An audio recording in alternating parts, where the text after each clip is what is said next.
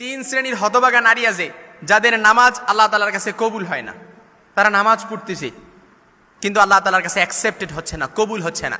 আজকে ভালো করে শুনে নেন, আমাদের মা বোনদেরকেও মেসেজটা পৌঁছায় দেবেন। তিন শ্রেণীর হতভাগা নারী যাদের নামাজ যুগ যুগ ধরে পড়তেছে কিন্তু কবুল হচ্ছে না।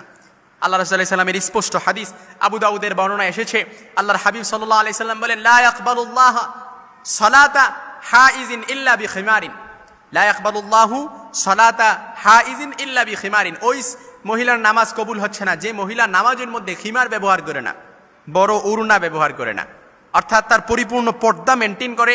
সে যদি নামাজ না পড়ে, এরকম যুগ যুগ ধরে অনেক মা বোন ভুল করে আসতেছে, শাড়ি পরে নামাজ পড়ে কিন্তু নামাজে যায়, সিজদায় যায়, রুকু যায়, কোমর দেখা যায়, তারপর হাতের গোছাগুলো দেখা যায়।